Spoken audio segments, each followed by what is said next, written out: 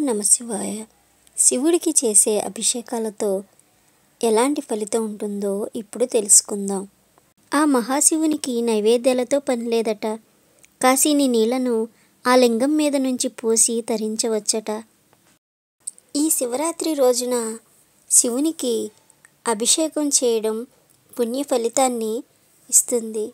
అసలు ఏ అభిషేకం చేస్తే ఎలాంటి ఫలితాలు వస్తాయో తెలుసుకుందాం. మారేడు బిల్వపత్రాలతో శివుణ్ణి పూజిస్తే భోగభాగ్యాలు కలుగుతాయి. ఆ త్రినేత్రునికి ఈ త్రిదళంతో అభిషేకం మహాప్రీతికరం.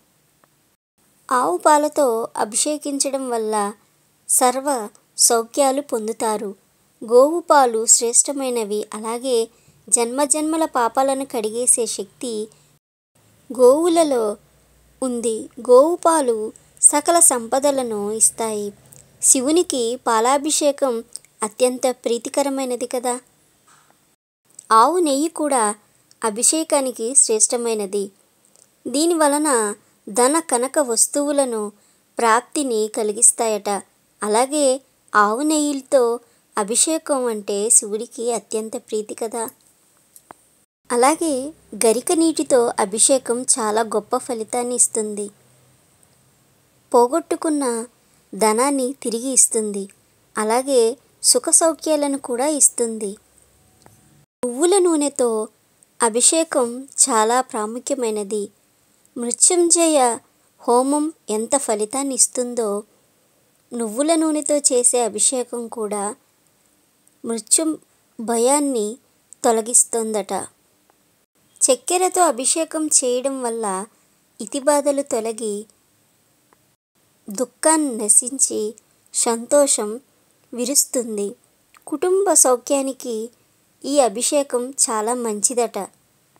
ఇంకా పెరుగుతో చేసే అభిషేకం వల్ల ఆరోగ్యాన్ని పొందవచ్చు. రోగాలు దరిచేరనీయదు. తరువాత రుద్రాక్ష జలాభిషేకం సకల ఐశ్వర్యాలను, కస్తూరి కలిపిన నీరు, కీర్తిని, పసుపు నీరు అభిషేకం మంగళప్రదం, శుభప్రదమైనదిగా చెప్తున్నారు. పుష్పోదకపు పూలతో చేసే అభిషేకానికి భూలాభం కలుగుతుంది. సృష్టిలోని ప్రతి పువ్వు ఆ పరమేశ్వర ప్రసాదమే. పూలతో చేసే అభిషేకం స్వామికి మరింత ప్రీతికరమైనది. నారికేళ జలం సర్వసంపద వృద్ధి, ఖర్జూర రసం శత్రునాశనం, దుర్వోదకం అంటే గరిక జలం ద్రవ్యప్రాప్తి, ధవళోదకము శివ సన్నిధ్యం, గంగోదకం సంపద ప్రాప్తి, కస్తూరి జలం చక్రవర్తి తత్వం. అలాగే నేరేడు పండ్ల రసంతో అభిషేకం చేసిన వైరాగ్యం ప్రాప్తి, నవరత్న జలం ద్వారా ధాన్యం గృహప్రాప్తి, మామిడి పండ్ల రసంతో దీర్ఘవ్యాధి నాశనం, పసుపు కుంకుమ మంగళప్రదం. అలాగే విభూది కోటి రెట్లు ఫలితం లభిస్తుంది.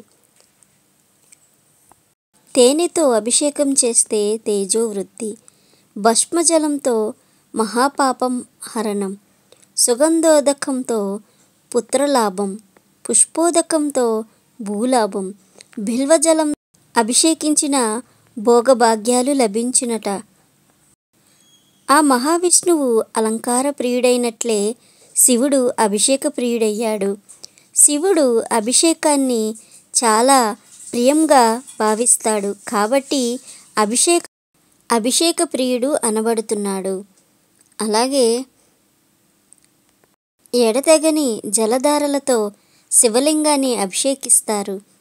శివుడు గంగాధరుడు. అయినా శిరస్సుపై గంగ ఉంటుంది. నిశ్చలమైన భక్తితో ఉత్తరనేడు జలం అభిషేకించిన ఆయన సుప్రసన్నుడవుతాడట. మన అభిష్టాలను నెరవేరుస్తాడు. అందుకే